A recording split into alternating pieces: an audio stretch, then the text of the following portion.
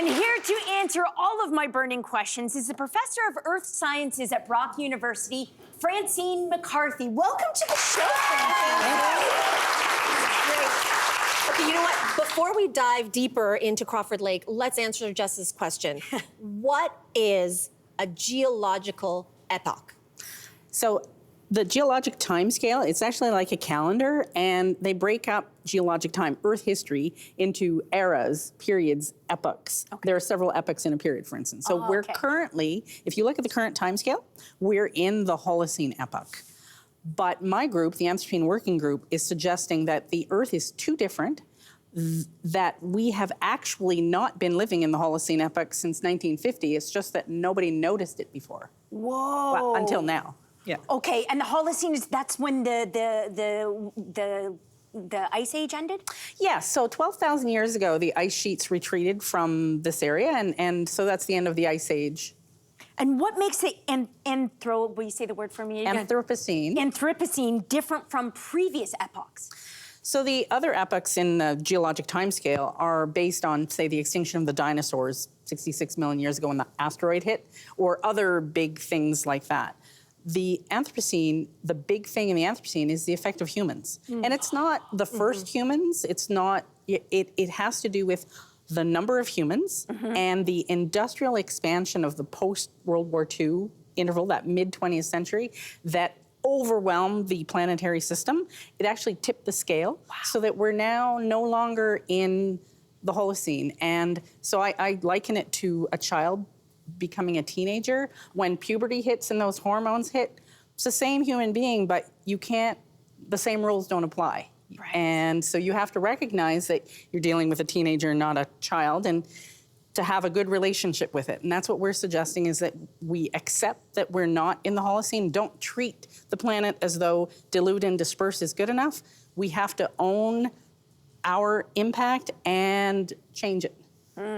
So Crawford Lake is considered a golden spike. What does that mean? And then why is it important in determining like the start of an epoch? Exactly, that's what they determine. Yeah. And so by determining the start of the next one, it brings the previous one to an end. But it actually is a brass plaque that will be placed, hopefully we get the golden spike, and that means that a brass plaque will be placed on the sediment core from Crawford Lake that we see.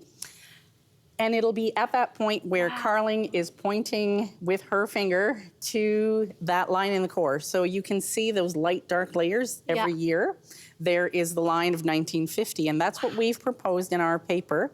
That would be the first year of the Anthropocene, and therefore the last year of the Anthropocene, or the last year of the Holocene would be 1949. 1949, that precise. That's incredible. Is that what the equivalent of the tree rings looks like? That is exactly what the tree rings look like. And that fattest white line below her finger, that's 1935. The Dust Bowl comes through really clearly because it was hot and dry. So those white layers are really clear. Oh, that's incredible that it provides like this vertical timeline. Let's pretend like we don't understand how the process of analyzing those layers of sediments work. Pretend? Can you explain it to us? Sure.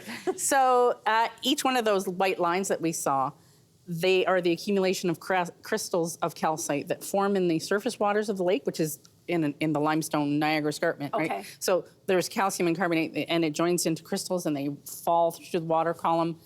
They have this white layer every year. So each year, at the top of the core that we see, at the top of that layer is that summer. So if we only take that one layer, then we're measuring 1950. What was going on in 1950? Biologically, chemically, physically, what was going on? So there are all kinds of different analyses that we can do, and we can basically tell the health of the planet. Jeez. Wow, okay. So there are some scientists, though, who are skeptical about defining the Anthropocene as an entirely new geological epoch because it occurred less than a century ago. And they're offering a different proposal as a geologic event instead. Okay, so event, epoch. So, if an event happens, then the event will end and things will go back to the way they were. We're it's very clear when we look at the record, not just at Crawford Lake, but all the other 11 sites that our group looked at, that the world cannot go back to the way it used to be. All of those emissions of fossil fuels, the changes that we've made to the atmosphere, they are not going to go back to the way they were. Even if we stopped all fossil fuel emissions today, right now, boom, 300 years minimum, that's up there, and it will continue to work its magic.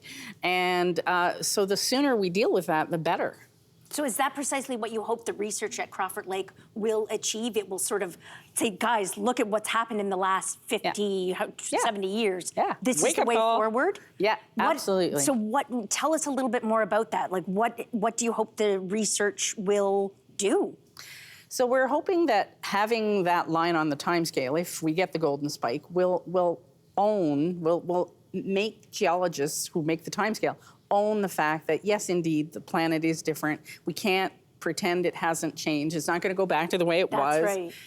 And I'm hoping that the fact that it's at a nice, accessible site in Southern Ontario that people can bring their families to, school kids go there all the time. I want everyone from school kids to decision makers to be able to come and talk to us, to debate, to understand, to try to understand the data, and then act on it. Yeah. When will you find out? Hopefully by next August, so a year from now, this group is deciding on golden spike, yes or no. Okay, and how do they announce it? Instagram or like? No, I just want to wish. be clear. That would Yeah. be quick. They will announce it formally at a conference in Korea. Okay, very interesting. I'll wait for my invitation. Francine, thank you so much for enlightening us today. A true pleasure. Hey there, what did you think? Drop your comments below and join the conversation. And don't forget to like and subscribe so you can find more on everything from food and fashion to pop culture and current events. See you soon.